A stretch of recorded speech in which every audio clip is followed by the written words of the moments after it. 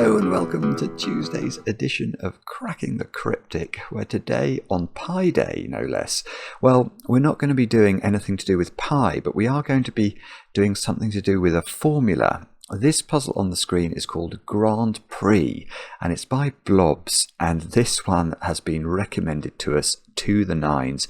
The idea is that we have to race the cars around the grid, plotting their path as we go, avoiding oil slicks, I think that's what those are, and eventually reaching the finish in this 16 gauge. I don't know how we work out who wins, but yeah, that's what we're going to do today. We're going to do some Grand Prix racing, and yeah, this is meant to be an approachable puzzle. So if you are new to variant Sudoku, try this one. You won't regret it. Now, what do I have to tell you about today? Let me do a couple of birthdays on. It must be great to have a birthday on Pi Day. Sophie, you've turned 27 today, and I know this because your sister Inga wrote to us. She wrote a lovely email about basically how much she admired you. You're one of her best friends. She is super proud of you. You've just earned your master's in psychology, and this is dreadful for me. I believe she has made you some sort of special chocolate and caramel cake today, which sounds absolutely delicious. So, Sophie, I hope you have a brilliant birthday, of course. And then Stefan, over there in Germany, your best friend Emma says that you enjoy watching the channel. I think the two of you watch it after lectures. Well, if you were anything like me, it wouldn't surprise me if you watched it in the lectures. But Stefan, I hope that you have a brilliant birthday today as well. And then the only other thing I've got to mention before we kick off and do some solving is, of course, let's mention Alice's Adventures in Sudoku Land. This is our Patreon reward for all those of you who support us on Patreon. Thank you so much for those of you who do it. This is a Sudoku hunt 12 puzzles long, and the following people have solved the whole thing. So well done to Luke Bovard, Lorenzo Jacroux, Mark Greenwell. That frick has taken off again. Peter Price, Fabian Schulze, David Roth, Helen Whitfield, John Lotties, could be Lots. No, John Lotties, I think. Tony Vanderpeet, Brandon Crow, Mark McBride, Angela Cooper, Chris Mears, Kay Collins, Mike Daniels, Jean Robert Harvey. It could be Jean Robert Harvey? No, Jean Robert Harvey, I think. Scott Nakamura and Julia Bernhardt. Very well solved. One and all fabulous work. Now, let's get back to racing our cars, and I will read you the rules. So, normal Sudoku rules apply, so we've got to put the numbers 1 to 9 in each row, in each column, and in each 3x3 box once each. Digits in cages sum to the clue in the top left corner, so those two digits sum to 16, those two to 12. Yes, we've only got like dominoes for cages today, and I can see some of them are actually going to be quite restricted. Now, 2 race cars, blue and green, start in box 1 and race around the track to the finish line in box 2, which I think is here. I think. Draw green and blue lines to show the paths that the cars take. Alright, let's just stop there, because not all of you will probably have line drawing enabled. If you click the cog on the right hand side of the grids and enable the pen tool, that's what you want to do. Enabling the pen tool will bring up the option to do, I don't know what colour, now I've got it in red at the moment, so we need it in green, so that would allow us to draw green. It's just drag the mouse and you'll be able to point and click and build the path of your car as you go around the grid. Anyway, so we've got to draw the green and the blue paths. Each checkpoint, brackets cage, shows which cell each car passes through. I see, so that's saying that the blue car passes through that one, the green car passes through that one. The cars may not enter grey shaded cells and must avoid all oil slicks, brackets given digits. Oh, this is lovely, isn't it? The paths cross exactly 3 times during the race. The paths do not share cells, okay? Digits along the blue path must have an equal sum n within each 3x3 box the path passes through. So goodness, right, so let's think about how this would work. So let's imagine the path did something like that. What that would be saying is that you can see the path occupies 2 cells in box 1. So those 2 digits, you would add them up. You would get a number. I don't know what that number would be, but you would get a number. Those 2 cells there, those 3 cells, sorry, for the path in box 4, you would add those up.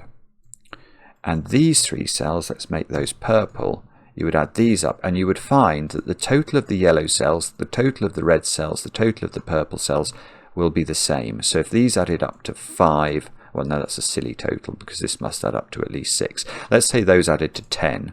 Then these would add up to 10 and those would add up to 10. That is how the blue path works. Now, adjacent digits along the green path must differ by at least 5. So along the green path, we've got a sort of German whispers type constraint. So let's draw a green path and see if we can think about what that might look like. So let's say that square was a 1. Now this square has to be at least 5 different from 1, so it has to be 6, 7, 8 or 9. I'll make it 8. This square then would have to be 5 different at least from 8, so let's make that 3. That could be 9, and then that could be... no, I've messed it up now, because that square can't be 2 or 3. Sorry, it can't be 3 or 4, and that's going to break the 12 cage. So anyway, that's not how to solve it, but that's the idea of the adjacent digits along the green path. Rule, do have a go at this one. The way to play is to click the link under the video as usual, but now I get to play. Let's get cracking. Okay, I was just pausing for a moment to wonder whether it would be legitimate to do that. No, oh, I see. No, that's an oil slick, isn't it? Or that. No, because that path has not visited all of the green checkpoints, so that's not allowed. So we must start that way because we can't run into the blue path. So the blue path, which can't go through an oil slick or a given digit, well, I think oil slicks are the same as given digits. Actually, the blue path must do that. So then the green path must do that, and then. Oh, we can cross. I was about to say the green path can't go there, but that's not true because the blue path could cross the green path. Okay, so how do we decide? How do we decide what we know, if indeed we know anything now? I don't know. I mean, I can do some Sudoku. Maybe that's what I meant to do. Because in this... Oh, look, I can do more Sudoku than I'd realised. There's a 3 cage down there, so that must be a 1-2 pair. This 12 cage at the top, it can't be 4-8 or 5-7, so that must be 3-9. I'm wondering whether it's the whispers constraint that's going to help us here. That might be something we want to think about. The 16 cage must be a 7-9 pair. And by Sudoku now, we can see that 9 in row 3 has to be in one of those 2 positions. Now, right, the 5 cage doesn't have a 3 in it, so that's got to be 1-4. There's got to be a 3 in one of those squares by our old friend Sudoku, our fair weather friend Sudoku. And those 3 digits have got to be... to say 6, 7 and 8 by Sudoku. Now, okay, that's hugely powerful. Actually, that's beautiful. Okay, because now I'm going to turn my attention back to this green dot, because now we can say something about it, and this is because of one of the secrets of green lines. There are a few secrets about green lines. I'm actually just thinking about one of the most profound secrets, which is that you could never put 5 on a green line. And that's because the next digit becomes quickly impossible. Because if this is a 5, what would we put into this square? We need a digit that's 5 different from 5. If we go up, we get to 10. That's not a Sudoku digit. If we go down, we get to 0. Not a Sudoku digit. So you can't put 5 on a green line. But the effect of that is that the green line will oscillate in terms of high and low digits. So imagine this square was a 3. This square would then have to be the other side of 5 from 3, because once we added at least 5 onto 3, we would get to 8s and 9s. And then imagine that was a 9. Well, because the next digit has to be 5 different, it would switch down on the lower side of 5. So it would be 4, 3, 2 or 1. It couldn't be 4. But this alternation of polarity is crucial for this square, because we know that the path must occupy, the green path must occupy one cell there, and it must occupy one cell there. So if this was a low digit, the high digit that we know must be adjacent to this in one of these two squares could be a 9, but the high digit that would need to be in one of those squares would not have any options at all, because 6, 7, 8 and 9 wouldn't be available. So this digit is high. And if that digit is high, it is 9. It's only able to be 9. Which, 9 is an unfortunate digit in the sense that it's, well, okay, in the sense that it has it has polygamous partners, because it can pair up with 1s, 2s, 3s or 4s on the low side of 5. But because we know that to get from here to here, the path's going to have to take 5 cells. It's either going to do this or it's going to do this. We can oscillate our polarity. We know this digit is high, and it's not 8, it's not 9, so that's 6 or 7. And that digit must be high as well, which means that is 9. So this is 3. This digit is low, and it's not 4, so this is 1, 2 or 3. Oh, not 3 either. 1 or 2 now, which does mean this might be able to be 6. 6 is normally very hard to put along a green line, because if you put 6 here, you have to put 1 here, and we'll have to put 1 in one of those two squares. The other thing that's slightly surprising, though, is that the total for these two squares now is a maximum of 10. And it could be quite a small total. I mean, because we know that the blue line must take 3 cells in box 4, we know that this must add up to at least 6, and it can't add up to 6 because we can't make this 3, and it can't add up to 7.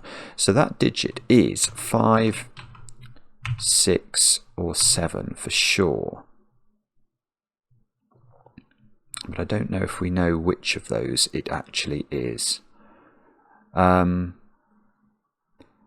Okay, so how do we... So maybe I start here, do I? And work my way back up towards this blue cell. There must have been a crossing, look, between these 2 points, because the green is on the inside track, and it was on the outside of the track there. Oh, maybe that's how we get a count. Yeah, again, look, there's a crossing here. So to get from here... Ah, okay, I see. So this is telling us there's no crossing up here. That's really lovely. Yeah, okay, let's look at this. So to get this blue onto the outside of the track, it must cross the green. So between these 2 points, there is one crossing. But then, to get the blue onto the inside of the track here, there's another crossing between these 2 points. But then, to get the blue on the outside again, there's a third crossing. So there is no crossing, because we're told there are 3 crossings altogether. There is no crossing between, basically, in getting this one from here to here. So that tells us that we can just extend the green line directly down. We can extend the blue line directly down. And now this digit has to be 1, 2, 3, or, well, 1, 2 or 3. Can't be 4 by Sudoku. But we don't know where the crossing happens in between these 2 dominoes. It could be immediate, it could be late. Although, hang on, this blue must come there, mustn't it? That green must come there, because it has to avoid an oil slick. And we can't share the path, so we've got to go there. Right, so the crossing... Oh no, okay, so the crossing, we still don't know where the crossing happens. It's either sort of immediate now, or it's up there. Oh, sorry, I thought I was going to get that. Okay, but let's use green line parity. Oh, that's lovely. Because the green line oscillates polarity, so this can't be 3. So the 3 goes here, which means that's now not a 3. It's still giving this the opportunity to be a 6.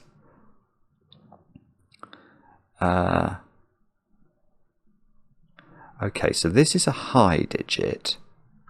It's got to be 6, 7, 8 or 9. And we've got a low digit now in one of these two cells. Okay, I can't quite see how to do that. Maybe, alright, so let's carry on with our blue path. That's going to have to go there now to avoid the edges of the grid. So the green path must go there. We have got to... Oh, I see. That's what this is for. I was going to say I can't come into this square. That's an oil slick. So we've got to go up here. We've got to go up there. We've got to go down there now because we can't turn. And we can't share the same cell. So we must go there, and that's where the crossing must happen. So that's the first crossing point we've actually been able to identify. And I don't know if I see how it moves after that, but what can we say about this then? So we now know by green line logic this is a low digit and it's not a 3, so that's 1, 2 or 4. It can't be 4 because that would put double 9 into those squares, because 4 is the most monogamous digit and only has one partner. So this is a 1 or a 2. These are both high digits, both of which unbelievably could be 6s. But we've almost got all the high digits, look, in row 7. And, okay. And we know that the total here is 8, 9 or 10. So that digit can't be particularly high, or this will get too high. That could be as high as 6, but it can't be 7, 8 or 9, or these 3 cells would add up to more than 10. So that digit, if it can't be 7, 8 or 9 or 4 or 3, 4 or 5, is 1, 2 or 6 only. And it can't be 1 or 2. Good grief. Okay, so that is 6. That's now not 6. We can't make this add up to 11. So the total is 10, which means that is 7. That's 6. We get double 1 on the path here, and here we go. Right, let's get ready for action. This is now a 2. Now that's green line logic, so that stops that being 6 because 2 and 6 are only 4 apart. Okay, and we're looking for blue lines to add up to 10 wherever they live. So, but we don't know how the line moves up here, do we? If it does go there, that has to be a 2, look, because that's the only low digit available.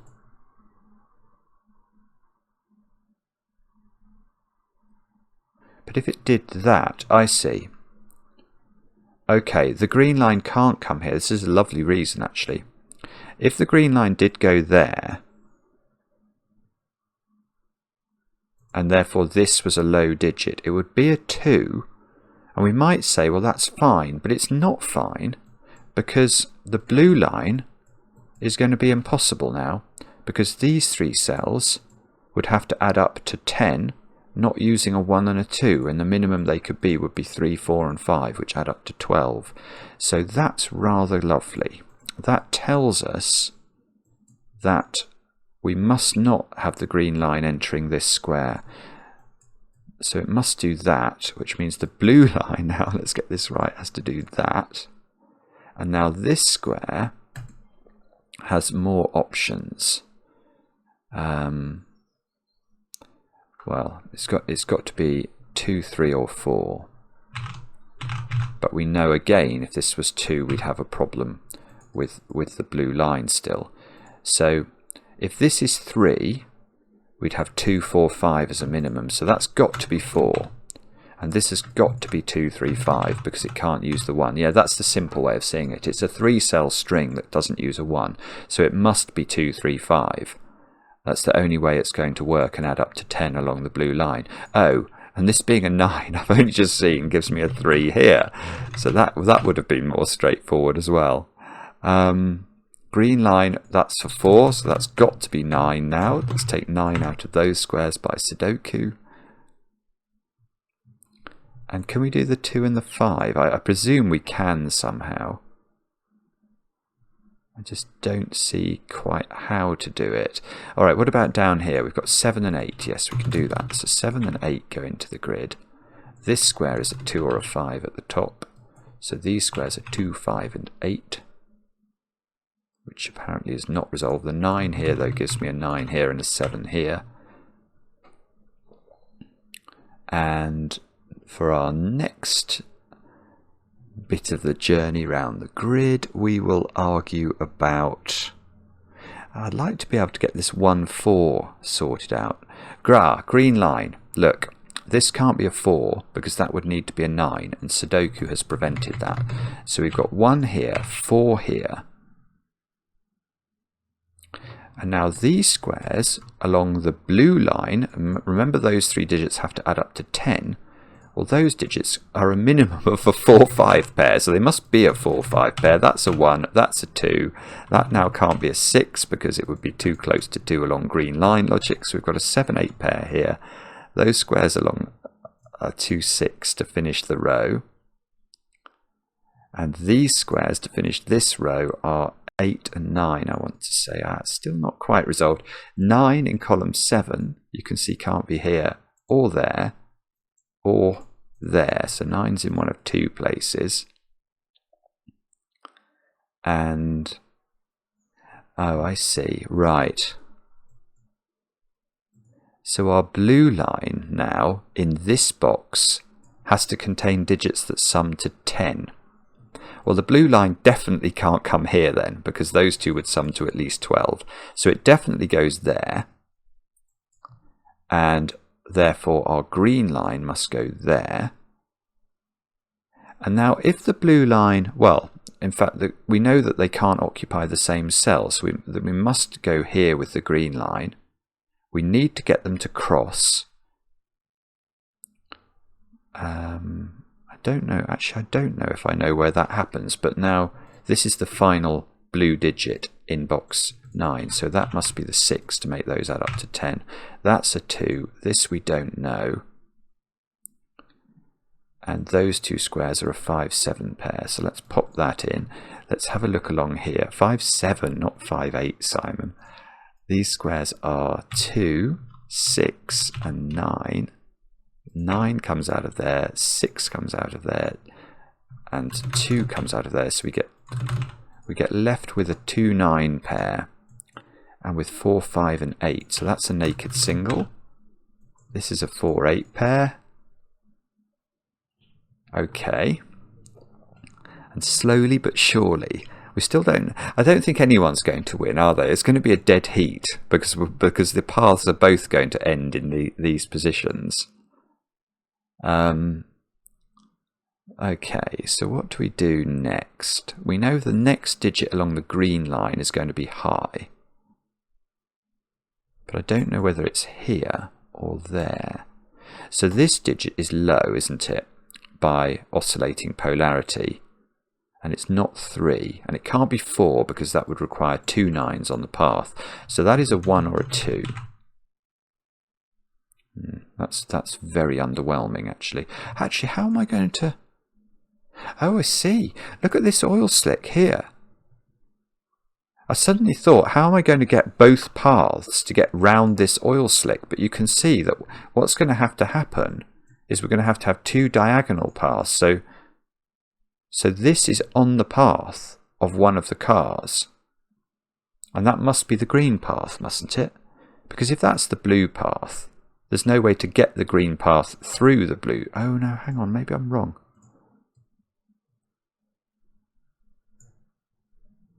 No, because the green path is going to hit the same cell that the blue path is in. That doesn't work. Right, so the green path goes there. The blue path is in this cell, but I don't know. Oh, and it can't go to an oil slick. I see. Sorry, I'm being a bit slow here. Is there a change of... No, and there's no change of... there's no crossing of the paths here, because we've got one path crossing here, one here, and there's going to be one here as well. So the green path must just continue. The blue path must just continue. I don't think I know whether it does this, or that. It does one of those that things. That must do this. There's a crossing down here somewhere. Ah, look. That can't be 9 now. Because if that's 9, the blue path must be a 9-1 pair. And that 1 prevents that. So the 9 goes there. This is a 9. This is an 8. If that's a 1 or a 2, I suppose by maths I can use the 7 cage. That's a 5 or a 6, and it's not resolved. Ah! Typical. Typical constructor recalcitrance, that is. Okay. Ah, but the other thing is, that's quite big now, isn't it? Oh, I see. That's lovely. That's absolutely lovely. So this is resolved by path logic. If this was 1, 6, how would we make these two squares add up to 4 along the blue path? We couldn't do that. We'd need double 2 or to reuse the 1. So this must be 2, 5. And now this must be 1, 4. And one of these is 1, 4. And it's 1, look, because there's a 4 looking at it. So there's a 1 in one of those squares on the blue path. This becomes a 4. That's a 4. That's an 8. That's absolutely gorgeous. Although it's not quite finished it, has it? 1, 4, 6 now. So that's a 1 or a 6 by Sudoku. That's a 4 or a 6. And that's a 1 or a 4. Typical. Oh, there was a given 3 in the corner. That never earns a song. So there's no song today, because that can't be a 3 in the corner. Look. Okay, I know I need a 1 in one of these. Ah, right, and I see now. If the green path came to this square, it has to be a high digit, but its high digit availability includes only the digit 6. 2 and 6 are not far enough apart, so that tells us how the green path moves. It's been very carefully structured, this puzzle. It's really, really clever for such a simple rule set. Now, blue path needs a 1 to make that add up to 10. This is a high digit now, and it's at least a 7. And it isn't 7, it's not 9, so it is 8. Wow. So that's 8 by Sudoku. That's now 6, that's 7. These squares here have got to be 3, 6 and 9. So that's 6. And this is a 3, 9 pair. And we'll check. Yeah, we can do parity on this, can't we? This has got to be high. So that fixes the 9 and the 3. We've got 2, 3 and 5 into those cells. And the 2 now. Oh, this 2 has been available for ages. Just as usual, ignoring simple Sudoku in favour of all sorts of other shenanigans. So 9 and 2 go in there. These squares have got to be a 3, 5 pair.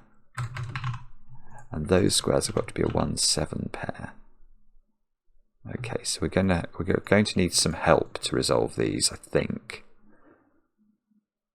Can't see how to do that. Right, let's use green line logic. That's got to be a low digit, which is now, unfortunately, able to be 1, 2, or 3, believe it or not. These two squares have to add up to 10. Oh, that's gorgeous. Look at this one. In fact, look, we can do some Sudoku on this column, but there we go. Those two have to be a 3, 7 pair. They can't be 2, 8, 1, 9, or 4, 6. And presumably we can do the order. We can. So that fixes this one as not being a 3. This is a 1 or a 2. So the 2 in row 3 has to go there. That does the 1, 7, the 7, 8. This scale here is 3, 4, or 5. So it's 4 or 5. And that gets us the 3 here. 5, 5, 4, 4. We're nearly there. 1, 2, and 5 over here. So that's 2. that's 2, that's 5, that's 1. So let's finish the Sudoku, and then we can think about what else we've got to do. So that's that, that's that. Okay, and all we've got to do now is work out how the path completes. So the blue path has to add up to 10 in this box. So I can see it's got to be 3, 7, because we can't, oops, if we take the 8 we're going to need a 2 and we're not going to get one. And then the green path needs to end, well, it can't go up, can it? Because then it would need to end on a low digit. So it has to end directly like that. And I think that that is the correct solution to the puzzle. Let's click tick. I don't know if yeah, it says correct. I don't know if it understands the path I've drawn, and so it's able to evaluate that. But that certainly seems to work, doesn't it? What a lovely idea that is. It's a quality Grand Prix, and surprisingly deep logic, actually. It was just interesting. It was just interesting. And working out the total and then thinking about how it moved. I could have got that digit much earlier. I just ignored the 12 cage there.